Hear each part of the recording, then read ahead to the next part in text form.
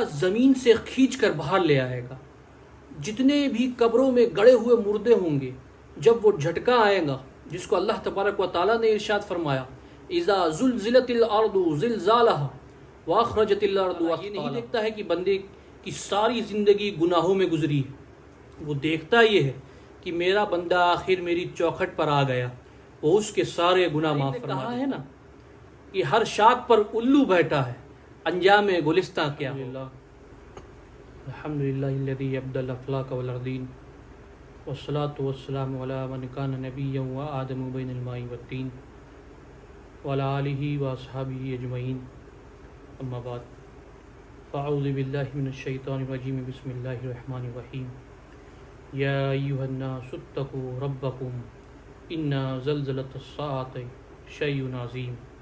صدق اللہ العظیم وصدق رسولہ النبی الامین المتین الکریم، ونحن علی ذلک لمن الشاہدین والشاکرین، والحمد للہ رب العالمین. السلام علیکم ناظرین. جیسا کہ آپ سب جانتے ہیں کہ آج کا عنوان قیامت کی نشانیوں پر ہے، اور میں حتی الامکان کوشش کروں گا کہ اس عنوان کو آپ تک پہنچا سکوں. جیسا کہ آپ سب جانتے ہیں کہ قیامت بے شک قائم ہوگی، قیامت ہر حال میں قائم ہوگی. اس آیت کو پڑھنے کا میں نے شرف حاصل کیا ہے. اللہ تبارک و تعالیٰ قرآن مقدس میں ارشاد فرماتا ہے یا ایھا الناس اتقوا ربکم ان زلزلۃ الساعۃ شیء عظیم یوم ترونها تذہل کل مرضعۃ عما ارضعت وتضع کل ذات حمل حملها وترى الناس سقارى وما هم بسقارى ولكن عذاب اللہ شدید. اے لوگو، اپنے رب سے ڈرو، بے شک قیامت کا زلزلہ بہت بڑی چیز ہے. جس دن تم اسے دیکھو گے تو یہ حالت ہوگی کہ ہر دودھ پلانے والی ماں اپنے دودھ پیتے ہوئے بچے کو بھول جائے گی، اور ہر حمل والی ماں اپنے حمل ڈال دے گی، اور تم لوگوں کو دیکھو گے جیسے نشے میں ہے، حالانکہ وہ نشے میں نہیں ہوں گے، لیکن ہے یہ کہ اللہ کا عذاب بڑا شدید ہے. اسی طرح دوسرے مقام پر اللہ تبارک و تعالیٰ قرآن مقدس میں ارشاد فرماتا ہے اذا زلزلت الارض زلزالها واخرجت الارض اثقالها وقال الانسان ما لها يومئذ تحدث اخبارها بان ربك اوحى لها يومئذ يصدر الناس اشتاتا ليروا اعمالهم فمن يعمل مثقال ذرة خيرا يره ومن يعمل مثقال ذرة شرا يره. جب زمین تھر تھرا کر کانپنے لگے گی، پھر حال یہ ہوگا کہ انسان پکار اٹھے گا کہ اس کو کیا ہو گیا، اور اس دن زمین ہر خبر بتا دے. آج زمین کے جس گوشے اور ٹکڑوں پر بندہ گناہ کرتا رہا ہے، دروازے بند کر کے لوگوں کی نگاہوں سے چھپ کر گناہ کرتا رہا، لیکن قیامت کے دن زمین گواہ بن جائے گی، اور انسان نے جو کیا ہر شے سامنے آ جائے گی. اسی طرح جو نیکیاں جہاں بھی کی ہے وہ بھی قیامت کے دن سامنے آ جائے گی. قیامت قائم ہونے سے قبل کچھ نشانیاں ظاہر ہوگی جو حضور اکرم صلی اللہ تعالیٰ علیہ وسلم نے بیان فرمائی. قیامت کب آئے گی، کب ہوگی، اس کا وقت تو تعین تو نہیں کی، لیکن جب بھی آئے گی اچانک آئے گی. اتنا بتایا کہ دن جمعۃ المبارک کا ہوگا اور عاشورے کا دن ہوگا، 10 محرم الحرام کی تاریخ ہوگی، اور شام کے میدان محشر لگے گا.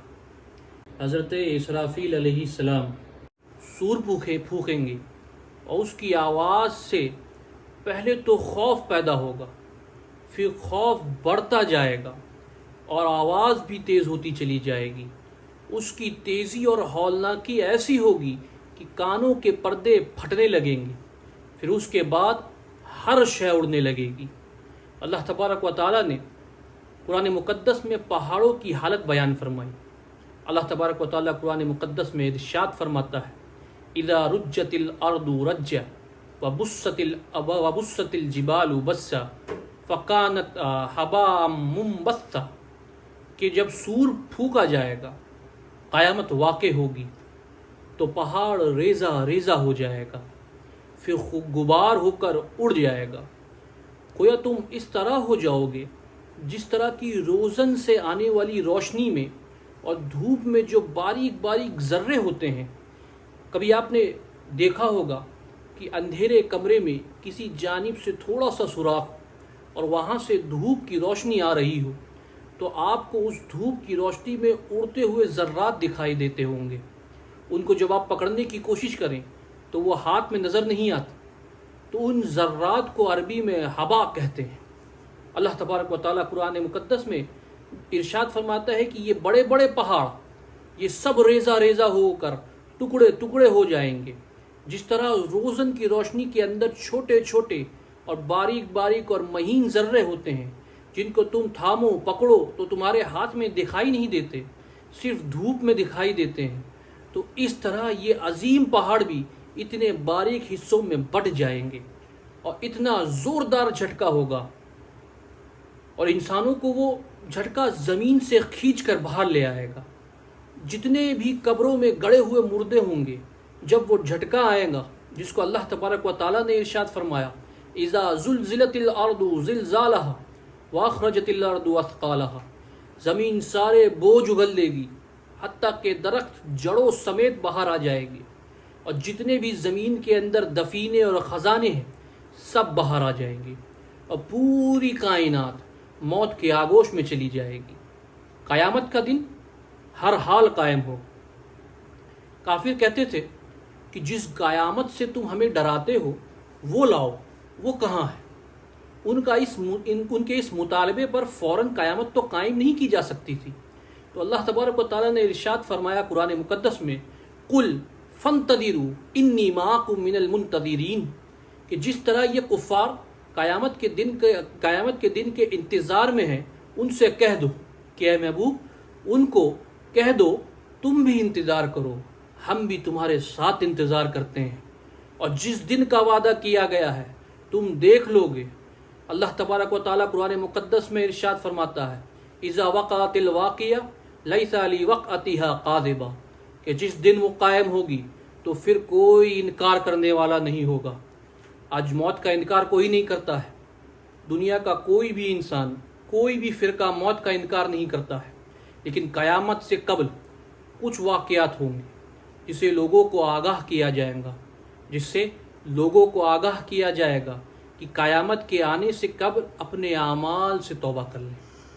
آج تو توبہ کا دروازہ کھلا ہے، لیکن قرب قیامت میں سورج مغرب سے دوبارہ طلوع ہو جائے گا، جہاں غروب ہوگا وہیں سے دوبارہ طلوع ہو کر عصر کے وقت پر آ جائے گا، اور یہ قیامت سے 40 سال پہلے ہوگا۔ اس کے بعد توبہ کا دروازہ بند کر دیا جائے گا۔ اگر کوئی توبہ کرے گا بھی تو توبہ قبول نہیں ہوگی۔ آج ہمیں موقع دیا گیا ہے کہ ہم مرنے سے پہلے 1 سال پہلے ہی توبہ کر لیں، 1 مہینے پہلے ہی توبہ کر لیں، 1 دن پہلے ہی توبہ کر لیں، 1 لمحہ پہلے ہی توبہ کر لیں۔ اللہ تعالیٰ یہ نہیں دیکھتا ہے کہ بندے کی ساری زندگی گناہوں میں گزری ہے، وہ دیکھتا یہ ہے کہ میرا بندہ آخر میری چوکھٹ پر آ گیا، وہ اس کے سارے گناہ معاف فرما دیتا ہے۔ بلکہ حضور اکرم صلی اللہ تعالی وسلم نے صحابہ کو اسے ایک مثال سے سمجھایا کہ ایک آدمی جنگل میں سفر کر رہا تھا، اور اونٹ کے اوپر اس کا سامان بھی تھا، اس کی ضروریات زندگی بھی تھی، اس کا توشہ سفر بھی تھا، اس کا کھانا پینا بھی تھا، خود بھی وہ اونٹ پر سوار تھا۔ چلتے چلتے وہ ایک مقام پر اپنے اونٹ کو باندھ دیتا ہے، اور کچھ دیر آرام کرنے کے لیے وہیں لیٹ جاتا ہے اور سو جاتا ہے۔ آنکھ کھلی تو دیکھا کہ نہ اونٹ وہاں موجود ہے اور نہ اس کا کوئی سامان اس کے ساتھ ہے۔ صحرا میں، جنگل میں اونٹ کا کھو جانا ایسا ہے جیسے کسی نے زندگی سے ہاتھ دھو بیٹھا، کوئی شخص زندگی سے ہاتھ دھو بیٹھ جائے۔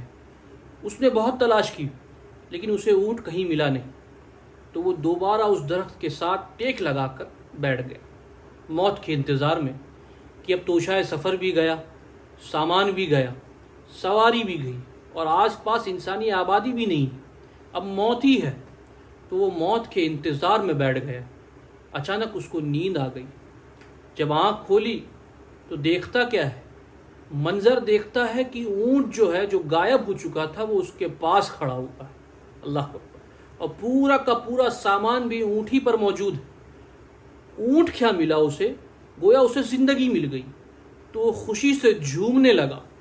تو نبی پاک صلی اللہ تعالی وسلم نے ارشاد فرمایا کہ جب کوئی بندہ اس مثال سے اپنے صحابہ کو سمجھانے کی کوشش کی کہ جب کوئی بندہ توبہ کر کے اپنے خالق کی دہلیز پر پلٹ آتا ہے، اللہ تعالیٰ اسے اس بندے سے بھی زیادہ خوش ہو جاتا ہے۔ اللہ کو تو اس لیے قیامت سے قبل توبہ کا دروازہ کھلا ہوا ہے، لیکن 40 سال قبل توبہ کا دروازہ بند ہوگا۔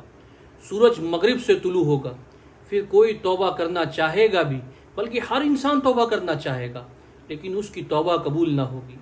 اسی طرح اور بھی بہت سارے واقعات قیامت سے قبل ظاہر ہوں گے، جن کی نشاندہی حضور اکرم صلی اللہ تعالی وسلم نے فرمائی۔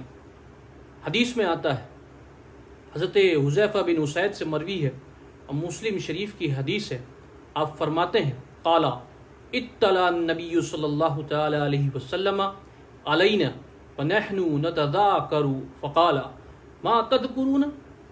قالوا نذکر الساعة قال انها لن تقوم حتى تروا قبلها 10 آیات فذكر الدخان والدجال والدابة وطلوع الشمس من المغربها ونزول عیسی ابن مریم ویاجوج وماجوج وثلاثة خسوف، خسف بالمشرق وخسف بالمغرب وخسف بالجزیرۃ العرب وآخر ذلك نار تخرج من اليمن تدرد الناس الى محشره۔ حضرت حذیفہ بن اسید نے ارشاد فرمایا کہ حضور تشریف لائے اور ہم کسی معاملے میں بات کر رہے تھے، تو حضور اکرم صلی اللہ تعالی علیہ وسلم نے ارشاد فرمایا کہ تم کس چیز کا تذکرہ کر رہے ہو؟ تو ہم نے عرض کیا یا رسول اللہ، یا حبیب اللہ، ہم قیامت کے بارے میں بات کر رہے ہیں۔ تو حضور صلی اللہ تعالی علیہ وسلم نے ارشاد فرمایا کہ قیامت تب تک قائم نہیں ہوگی جب تک کہ یہ نشانیاں ظاہر نہ ہو جائے۔ اور وہ نشانیاں کیا ہیں؟ ان میں سے ایک حضور نے دھوئیں کے بارے میں بیان فرمایا، دوسرا دجال کا ذکر فرمایا، تیسرا دابۃ الارض کا تذکرہ کیا، پھر سورج کا مغرب سے نکلنا، یاجوج و ماجوج کا نکلنا، حضرت عیسیٰ علیہ السلام کا ذکر کیا۔ اسی طرح حضور اکرم صلی اللہ تعالی علیہ وسلم نے زمین کا 3 جگہ سے بیٹھ جانے کا ذکر کیا، ایک مشرق میں، دوسرا مغرب میں، اور ایک جزیرہ عرب میں۔ زمین دھس جائے گی اور یمن کی جانب سے ایک آگ نکلے گی جو لوگوں کو دھکیل کر، دھکا مار کر شام کے میدان میں لے آئے گی۔ اس کا تذکرہ کیا، فرمایا جب تک کہ یہ تمام نشانیاں پوری نہیں ہو جاتی تب تک قیامت قائم نہیں ہوگی۔ تو یہ قیامت سے آنے کے قبل وہ نشانیاں ہیں جو ظاہر ہوں گی۔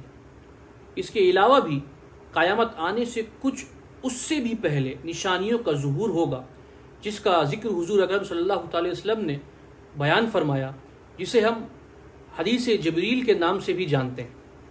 حضرت ابو ہریرہ سے مروی ہے اور بخاری شریف کی حدیث ہے، فرماتے ہیں کہ ہم صحابہ آقا دو عالم صلی اللہ تعالی وسلم کی خدمت میں حاضر تھے۔ اچانک سے ایک شخص آیا جس کے سیاہ کالے بال تھے اور سفید رنگ کا اس نے لباس پہنا ہوا تھا، اور وہ اہل مدینہ کا بھی نہ تھا، اور اس کے چہرے پر یا اس کے لباس پر آثار سفر بھی ظاہر نہ تھے۔ اگر مقامی ہوتا تو ہم اسے ضرور جانتے، اور اگر باہر سے آیا ہوتا یا سفر کر کے آیا ہوتا تو اس کے چہرے پر یا اس کے لباس پر سفر کے آثار ظاہر ہوتے۔ ہم پریشان تھے کہ یہ شخص کون ہے، لیکن وہ شخص آیا اور حضور اکرم صلی اللہ تعالی وسلم کی خدمت میں اپنے زانو بچھا کر بیٹھ گیا، اس حال میں کہ اس کے گھٹنے حضور کے گھٹنے سے جا ملے۔ پھر اس نے حضور اکرم صلی اللہ تعالی علیہ وسلم سے سوال کیا کہ یا رسول اللہ، یا حبیب اللہ، مل ایمان، کہ ایمان کیا ہے؟ نبی پاک صلی اللہ تعالی وسلم نے ارشاد فرمایا، الایمان ان تؤمن باللہ وملائکتہ وبلقائہ وبرسلہ وتؤمن بالبعث.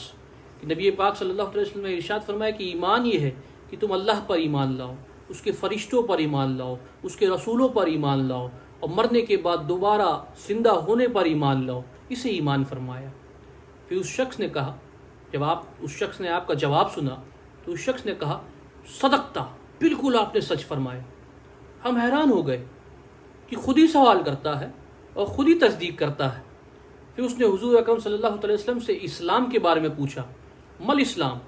نبی پاک صلی اللہ علیہ وسلم نے ارشاد فرمایا الاسلام ان تعبد اللہ ولا تشرک به شیئا وتقیم الصلاۃ وتؤدی الزکاۃ المفروضہ وتصوم رمضان. کہ اسلام یہ ہے کہ تم اللہ کی عبادت کرو، فقط اللہ کی عبادت کرو، اور اس کی ذات کے ساتھ کسی کو شریک نہ ٹھہراؤ، نمازیں قائم کرو، روزے رکھو، حج ادا کرو، زکوٰۃ دو. اسے اسلام فرمایا. پھر اس شخص نے آپ کے جواب میں کہا صدقتا، آپ نے بالکل سچ کہا. ہم پھر حیران ہو گئے کہ خود ہی سوال کر رہا ہے اور خود ہی سوال کی تصدیق بھی کر رہا ہے. پھر اس نے احسان کے بارے میں پوچھا کہ احسان کیا ہے. نبی پاک صلی اللہ علیہ وسلم نے ارشاد فرمایا الاحسان ان تعبد اللہ کأنک تراہ فإن لم تکن تراہ فإنہ یراک.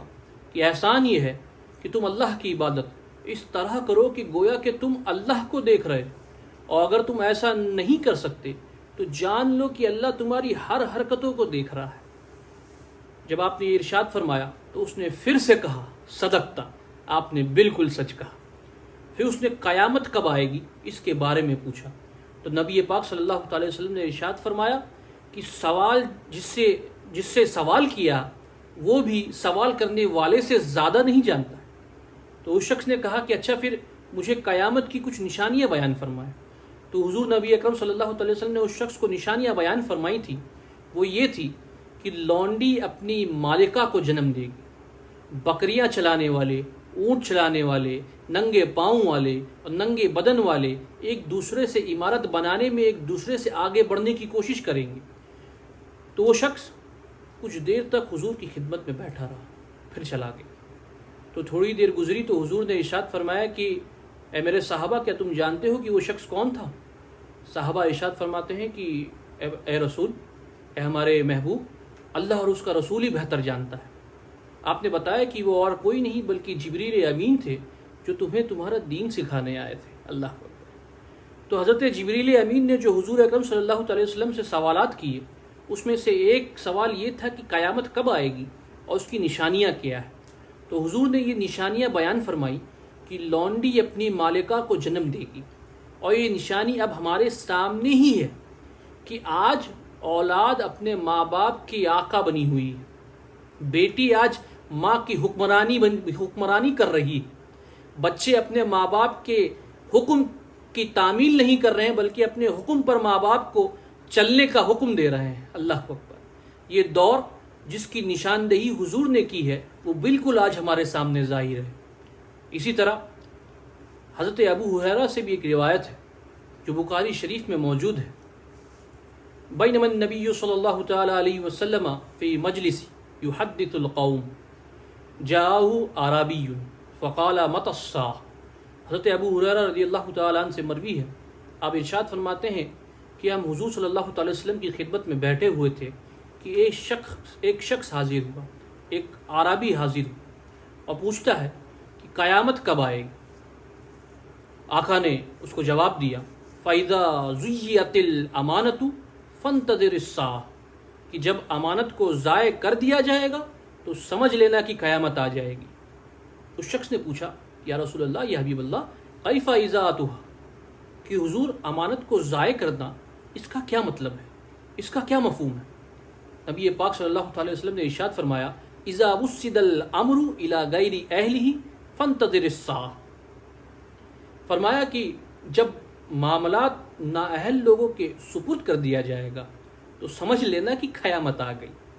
جب مسندوں کے اوپر مسندوں کے حقدار نہیں ہوں گے، جب تخت و تاج کے مالک غدار، بے دین اور نااہل لوگ ہوں گے، جب تخت و تاج کی حکمرانی اور امامت کی مسند کے اوپر بیٹھنے والے بھی نااہل ہوں گے تو پھر سمجھ لینا کہ قیامت ظاہر ہو رہی ہے، اور قیامت کا پھر تم انتظار کرنا۔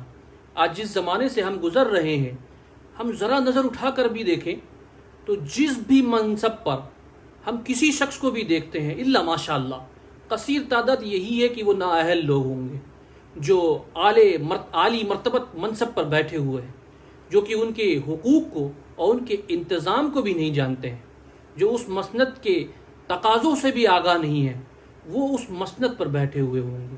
اب سمجھ لیں کہ قیامت آنے میں کوئی دیر نہیں ہے۔ حضور اکرم صلی اللہ تعالی علیہ وسلم نے 2 الفاظوں میں قیامت کے بارے میں یہ بات ارشاد فرما دی۔ اس دور میں جو ہماری قوم ہے، ہمارے نوجوان ہیں، جو پڑھ لکھ کر عالی منصب پر پہنچ چکے ہیں، ان کا حال یہ ہے کہ انہیں تو سورہ فاتحہ بھی نہیں آتی۔ میں خود ایک شخص سے ملا ہوں جس نے مجھ سے کہا کہ کہنے کو تو وہ مسلمان ہی تھا، لیکن اس نے مجھ سے سوال کیا کہ میاں یہ رمضان کیا ہے؟ اللہ اکبر! یہ ہمارے آج کے نوجوان ہیں۔ تو اب سوچیں کہ اگر ہماری قوم کا حال یہ ہے تو کیا یہ قیامت کی قرب کی علامت ہے یا نہیں؟ وہ شاعر نے کہا ہے نا کہ ہر شاخ پر الو بیٹھا ہے، انجام گلستہ کیا ہوگا۔ یہ ایک دردناک کہانی ہے، لیکن قیامت کی نشانیوں کے حوالوں سے آپ اس بات کو سمجھیں اور حضور دو عالم صلی اللہ تعالی علیہ وسلم کی فرامین کی روشنی کے اندر ہم اپنے حالات کا جائزہ لیں۔ میں آج کی بات کو یہیں پہ مکمل کرتا ہوں۔ اگلے ہفتے انشاءاللہ اسی عنوان کو پہ اور وضاحت کرنے کی کوشش کروں گا۔ میں اپنی بات کو یہیں پہ مکمل کرتا ہوں۔ اگر میرے کہنے میں، قرآن کی تلاوت کرنے میں، حدیث کے پڑھنے میں کسی طریقے کی کوئی بھی لغزش ہوئی ہے تو میں اس سے توبہ کرتا ہوں۔ استغفر اللہ ربی من کل ذنب واتوب الیہ، وآخر دعوانا الحمد للہ رب العالمین۔ السلام علیکم ورحمۃ اللہ تعالی وبرکاتہ۔